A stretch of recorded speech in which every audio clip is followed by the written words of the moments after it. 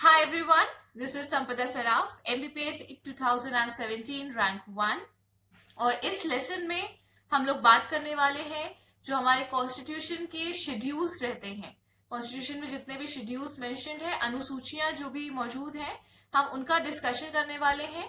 ये प्रीलिम्स में भी हर 1-2 साल में एक बार आ जाता है पॉलिटी वाले सेक्शन में, और मेंस में भी ऐसा ट्रेंड रहा है कि 3 मार्क्स के क्वेश्चन में ये पूछा जाता है। जब हम अनुसूचियां पढ़ना शुरू करते हैं या when we talk about the schedules of the constitution, सबसे पहले हमको ये समझने की जरूरत है कि शेड्यूल्स होते क्या हैं। ये अनुसूची जो कही जा रही है ये असल में होती क्या है, ये हम अलग से क्यों पढ़ते हैं, हमारे संविधान के दूसरे पार्ट्स के साथ क्यों नहीं पढ़ते हैं। तो जैसा कि शेड्यूल वर्ड, मतलब अगर हम इंग्लिश में शेड्यूल देखें या फिर हिंदी में अनुसूची देखें, अनुसूची या शेड्यूल का मतलब है जो चीज बाद में ऐड की जा रही है। तो शेड्यूल्स जो हैं वो ऐसी चीजें हैं, दे आर टेबल्स और लिस्ट। ये इस तरह की लिस्ट हैं या सूचियां हैं जिनमें कुछ ऐसी एडिशनल डिटेल्स रहती है, कुछ अन्य जानकारी रहती है जो कि हमारे संविधान के जो अनुच्छेद हैं उनमें सामान्य तौर पर मौजूद नहीं है। तो जो चीजें नॉर्मल आर्टिकल्स में मेंशन नहीं है, वो एडिशनल डिटेल्स हमें ये शेड्यूल्स या अनुसूचियों द्वारा प्राप्त होती है। तो ये हो गई हमारे शेड्यूल्स की डेफिनेशन। बहुत सारे लोग शेड्यूल्स याद कर लेते, सब कुछ कर लेते, लेकिन उनको इसका डेफिनेशन, इसकी मतलब नहीं पता होता है। तो ये जो चैप्टर मैं कवर कर रही हूँ ये आपके प्रीलिम्स के लिए भी इंपॉर्टेंट है, मेंस के लिए भी इंपॉर्टेंट है। तो अगर आप मेंस के लिए शेड्यूल्स पढ़ रहे हैं तो you should be clear with the definition as well. Then आ जाते हैं हम डायरेक्टली कि हमारा जो ओरिजिनल कॉन्स्टिट्यूशन था, जो मूल रूप से हमारा संविधान जब पारित हुआ था 1950 में, तब हमारे संविधान में 8 अनुसूचियां थी। The original constitution contained 8 schedules. लेकिन धीरे धीरे with the passage of time, जब हमें ऐसा महसूस हुआ कि कुछ ऐसे पोर्शंस ऐड करने हैं संविधान में, तो उनके लिए हमने दोबारा फिर कुछ नई अनुसूचियां ऐड करी। ओके, जिनको हमने संविधान के कुछ अनुसूचियों को संविधान के कुछ पार्ट से भी जोड़ा, कुछ अनुच्छेदों से भी जोड़ा।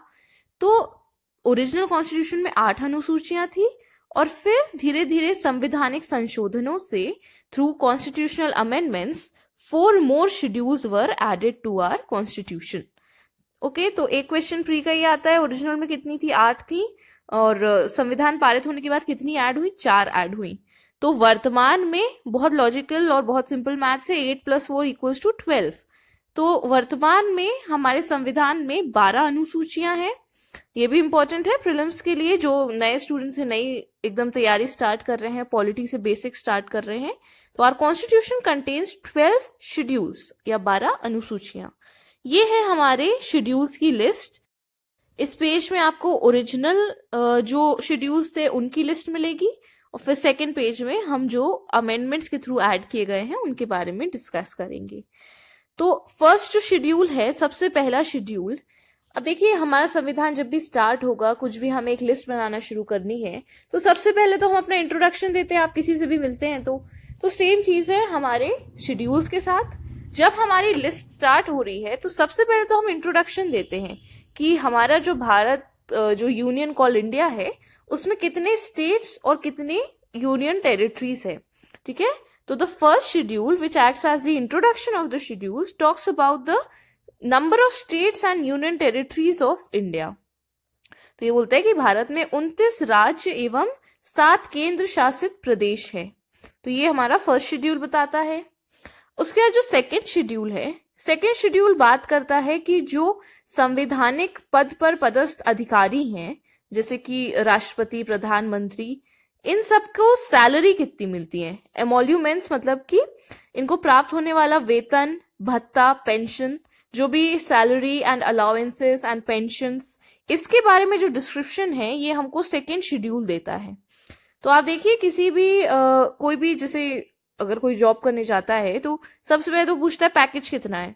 तो सेम चीज आप ये सोचो कि एक बार इंट्रोडक्शन हो गया, उसके बाद जब सेकंड इंटरव्यू की स्टेज आती है या सेकंड एम्प्लॉयमेंट, तो सेकंड जो इंपॉर्टेंट चीज है वो होती है कि सैलरी कितनी है। तो और कोई भी फंक्शन ये कॉन्स्टिट्यूशनल ऑफिस होल्डर्स करें उससे पहले ये अपनी सैलरी की बात करेंगे। तो इसीलिए लोग अक्सर कंफ्यूज हो जाते हैं सेकेंड और थर्ड शेड्यूल में। तो पहले आप हमेशा याद रखिए कि पहले सैलरी आती है, उसके बाद फिर वो अग्रीमेंट साइन करते हैं कि हम क्या करने वाले हैं। ओके, आप इसको ऐसा अंडरस्टैंड कर सकते हैं, ये सच्चाई नहीं है। तो थर्ड शेड्यूल जो है वो बात करता है कि यही जो पद अधिकारी, यही कॉन्स्टिट्यूशनल ऑफिस होल्डर्स जो सेकेंड शेड्यूल में मेंशन है, ये अपने पद की ओथ, जैसे प्रेसिडेंट कुछ और चीज के लिए ओथ लेता है, वाइस प्रेसिडेंट किसी और चीज के लिए, तो इनकी जो शपथ है, इनकी जो ओथ है, वो थर्ड शेड्यूल में मेंशन्ड है। तो पहले उन्होंने अपनी सैलरी की बात कर ली, उसके बाद फिर उन्होंने कहा ठीक है हम जॉब ज्वाइन कर लेंगे, हम ओथ ले लेते हैं। ओके, सो इसको आप इस तरह से याद कर सकते हैं सेकेंड और थर्ड शेड्यूल में डिफरेंशिएट करने के लिए। फिर जो फोर्थ शेड्यूल है ये बात करता है राज्यसभा के सीट्स की, कि हर स्टेट और यूनियन टेरिटरी का राज्यसभा, जो कि काउंसिल ऑफ स्टेट्स कहते हैं जिसको, जहां पे हर राज्य अपने रिप्रेजेंटेटिव्स भेजता है, इसलिए उसको राज्यसभा कहते हैं। ठीक है, ये राज्यों का रिप्रेजेंटेशन इसमें रहता है। तो हर स्टेट और यूनियन टेरिटरी के बीच में राज्यसभा की सीट किस प्रकार से डिस्ट्रीब्यूटेड है। तो राज्यसभा में विभिन्न राज्यों तथा केंद्र शासित प्रदेशों का प्रतिनिधित्व वो फोर्थ शेड्यूल में आता है। फिर आ जाते हैं फिफ्थ और सिक्स्थ शेड्यूल, ये भी लगभग एक दूसरे के साथ ही है। फिफ्थ शेड्यूल में क्या बात होती है, वो होता है administration and control of scheduled areas and scheduled tribes. ठीक है, तो शेड्यूल्ड एरियाज ऐसे ऑटोनॉमस एरियाज होते हैं किसी स्टेट के अंडर, जहां पे मतलब वहां पे अलग तरीके के लॉज और अलग रूल्स एंड रेगुलेशंस रहते हैं जो फिफ्थ शेड्यूल डिक्टेट करता है। और शेड्यूल्ड ट्राइब्स मतलब कि ऐसे ट्राइबल पीपल जिनको स्पेशल सोशियो इकोनॉमिक अटेंशन की जरूरत है, सामाजिक और आर्थिक उनके अपलिफ्टमेंट के लिए कुछ स्पेशल प्रोविजंस की जरूरत है, और इसलिए उनको शेड्यूल्ड ट्राइब्स कहते हैं। तो ये क्वेश्चन आई थिंक आ चुका है मेंस में एक बार, कि जो शेड्यूल्ड कास्ट और शेड्यूल्ड ट्राइब्स हैं, इनको शेड्यूल्ड क्यों कहते हैं। तो इनको शेड्यूल्ड इसलिए कहते हैं क्योंकि ये 5वीं अनुसूची या फिफ्थ शेड्यूल में ये मेंशन्ड है, that is why they are referred to as SCs and STs। तो administration and control of scheduled areas and scheduled tribes. और इसके बाद सिक्स्थ शेड्यूल में आता है एडमिनिस्ट्रेशन ऑफ ट्राइबल एरियाज। देखिए ये दो अलग अलग एरियाज हैं, यहाँ पे शेड्यूल्ड एरिया की बात हुई है, यहाँ पे ट्राइबल एरिया की। और ट्राइबल एरिया भी सिर्फ 4 स्टेट्स में यहाँ पे नियंत्रण और प्रशासन की बात हो रही है। तो फिफ्थ और सिक्स्थ में आपको डिफरेंशिएट करना बहुत जरूरी है। यहाँ पे कंफ्यूजन हो जाता है कि किस में शेड्यूल्ड एरिया मेंशन्ड है, किस में ट्राइबल एरिया मेंशन्ड है। तो आप ये सोचिए कि जो शेड्यूल्ड एरिया है वो एक बड़ी एंटिटी है, ओके, और जो ट्राइबल एरिया है वो शेड्यूल्ड एरिया के आप सोचिए अंदर आता है। तो शेड्यूल्ड एरिया मतलब जहां सारे ट्राइब्स रहते हैं, और सिक्स्थ शेड्यूल में हम उस शेड्यूल्ड एरिया को और लिमिट कर रहे हैं, मतलब कुछ स्टेट्स में उसको केंद्रित कर रहे हैं। तो इसलिए जो बड़ा है, जो लार्जर है, वो पहले आएगा, और जहां पे हम स्टेट वाइज उसको कम कर रहे हैं वो बाद में आएगा। ये भी सिर्फ अंडरस्टैंडिंग के लिए, आपको सिर्फ याद करने के लिए है। ओके, देन ये जो 4 स्टेट्स की बात की गई है सिक्स्थ शेड्यूल में, ये 4 स्टेट्स का नाम बहुत इंपॉर्टेंट है, प्री में भी आता है, मेंस में भी आता है। तो ये 4 स्टेट्स हैं, असम, मिजोरम, मेघालय एंड त्रिपुरा। यहाँ पे ट्राइबल पॉपुलेशन काफी ज्यादा है। तो अमी मैत्री, आप इसको ऐसे याद रख सकते हैं, अमी मैत्री, या फिर अमित मेरा मित्र, ऐसे ही कुछ करके आप याद कर सकते हैं। देखिए मैं कभी भी आपको ट्रिक्स पे जोर नहीं देती हूँ, मुझे खुद कभी ट्रिक्स याद नहीं रहती है, इनफैक्ट मैंने कभी पढ़ी भी नहीं है ट्रिक्स, क्योंकि ट्रिक्स पे अगर आप रिलाय करेंगे और बाय चांस आप एग्जाम हॉल में ट्रिक ही भूल गए तो फिर आप क्या करेंगे। तो इसलिए आप हमेशा कोशिश करिए कि जो basic traditional method of learning है, जहां पे आप चीजों को बार बार रिवाइज करके एक अंडरस्टैंडिंग डेवलप करके याद करते हैं, आप उस पर रिलाय करें, और ट्रिक्स को एज अ सेकेंड रिजॉर्ट ले। ठीक है, ट्रिक्स को सिर्फ एक बैकअप की तरह ले, ट्रिक्स पे इंटायरली रिलाय मत कीजिए। तो बट एनीवे आप अपने जो भी आपको निमोनिक्स बनाना है आप बना सकते हैं, उसमें you are free to do so. और अगर आप चाहेंगे तो मैं भी कोशिश करूंगी कुछ बनाने की, if you want me to teach that way, but let me tell you I am not very good with mnemonics. तो यहाँ पे आप देख लीजिए अमी मैत्री। देन 7th शेड्यूल जो है, 7th शेड्यूल अगेन इंपॉर्टेंट है, ये बात करता है जो सेंटर और स्टेट के बीच में लॉ मेकिंग के रिस्पेक्ट में पावर्स डिवाइडेड हैं, और जो लिस्ट आती है यूनियन लिस्ट, स्टेट लिस्ट और कॉन्करेंट लिस्ट। फिर 8th शेड्यूल जो है ये बात करता है official languages of the union, Bharat के सेंटर की जो ऑफिशियल या ऑफिशियली एक्सेप्टेड भाषाएं हैं, ठीक है। फिर आते हैं हम 9th शेड्यूल में। ये 4 शेड्यूल जो थे 9 से 12 ये बाद में ऐड किए गए थे।